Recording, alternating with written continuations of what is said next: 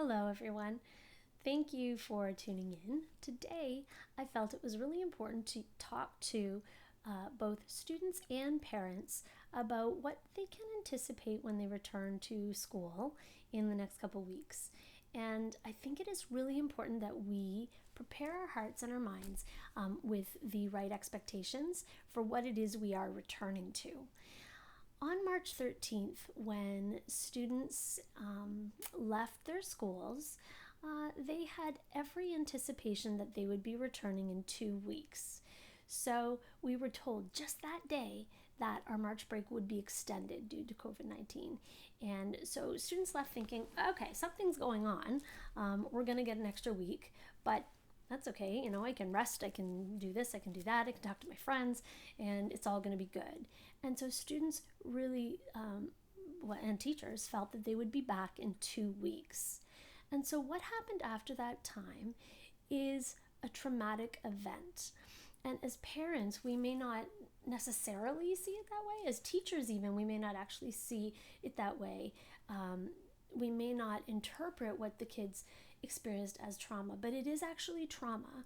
So trauma is when a negative event takes place that makes us feel either physically or psychologically at risk and scared, whether it's for our physical or emotional safety. It's something bad that happens that we didn't anticipate happening, and it can leave you feeling very shaken.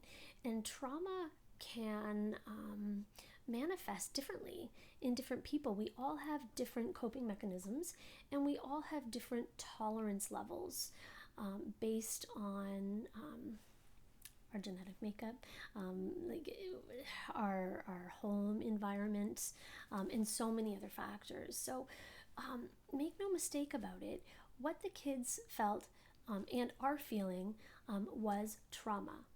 And they anticipated coming back to their real lives, to their lives where they see trusted adults in the building every day, where they have a sense of routine and normalcy, where they get to engage with, rely on their friends. They have patterns, routines, places they eat lunch with their friends, things they do between classes. I know my students were anxiously anticipating being in a big musical production. Student athletes were looking forward to being in championships and sports. Students were in the middle of big projects. Students were going to graduate and have the excitement of ceremony, and all of that was literally ripped away. So make no mistake, if you are a student and you're feeling really big emotions about that, anger, bitterness, frustration, sadness, that is so normal. That is so normal because you experienced a traumatic event. And teachers, same thing. Parents, same thing. The stress that parents have been under, not being able to go to work. Do I go to work? Do I not go to work? Do I send my kids to school? Do I not send my kids to school? My paycheck isn't the same anymore. How am I going to pay my bills, etc. So we have all experienced trauma. Let's not underplay. Let's not undermine the effect of that. And some people are already doing what it takes to recover, whatever it is for them. Some people haven't addressed that trauma. And so as we head back into the schools in the next week or so, let's be aware as educators, let's be aware as parents, and let's be aware as students that walking back into that building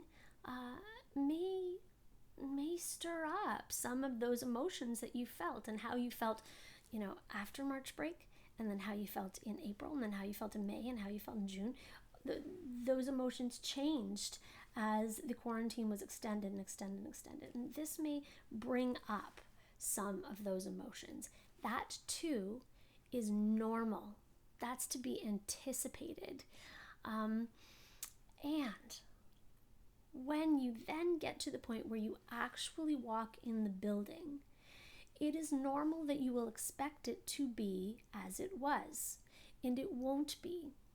And I'm telling you that as someone who walked into work yesterday, walked physically into the space. And as I walked through the shining hallways that caretakers had done an extraordinary job of cleaning, I could hear the echoes of student voices. I looked over here, and I pictured the students who used to eat their lunch over there.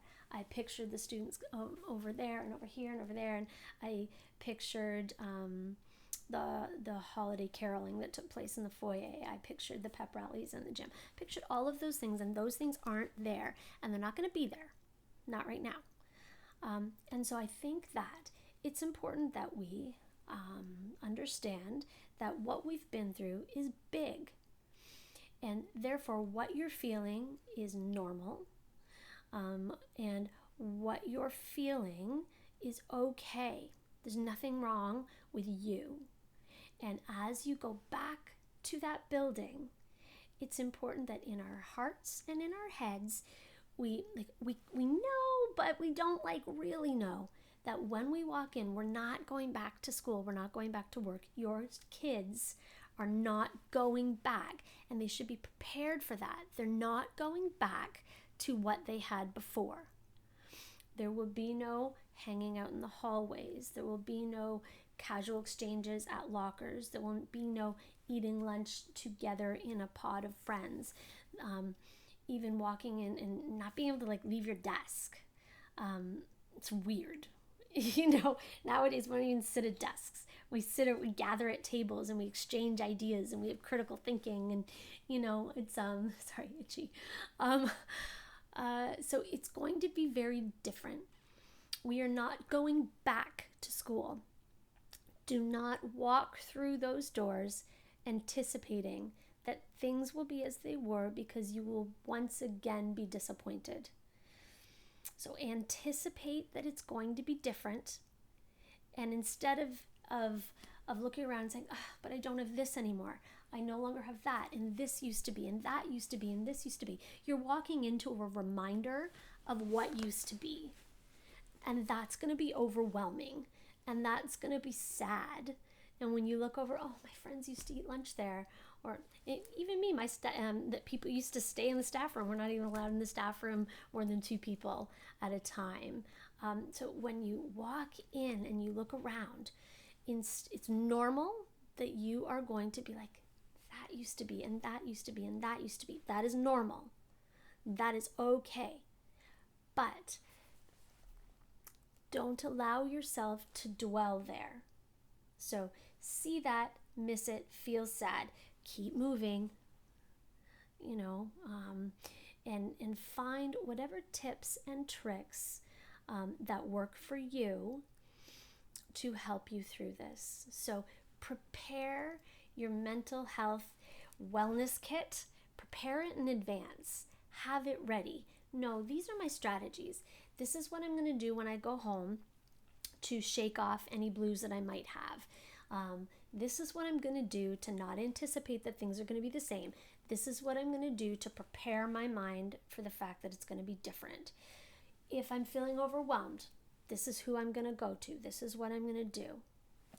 Being prepared to some degree is going to be really helpful. So as a teacher, I'm going to go back into my classroom anticipating that my students on different days are going to feel different things. And I am not going to be expecting anything to be the same. I am not going to be putting curriculum even close to the top of the list. Mental health and well-being, first and foremost.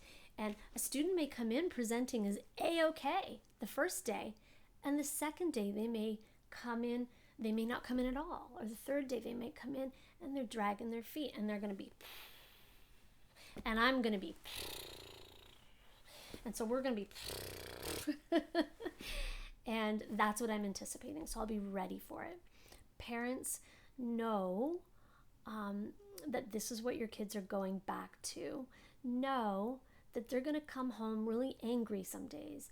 Know that they're going to come home really excited some days, and that they're going to be all over the place. If we anticipate that, we will know how to handle it. So prepare those support systems so that you are regularly doing what you need to be okay. Don't wait until you're not okay to reach out and get some help, because we're all in this together, and we are moving into step 1 of something new. We're not moving back to what was, and moving into step 1 of something new. I mean, it's a step, and that's how we get places, by putting one foot in front of the other. We keep going and we work together. So thank you so much for listening. I wish everyone health and wellness and support and love and recovery as we move into what is to be in the coming month. Take care, everyone.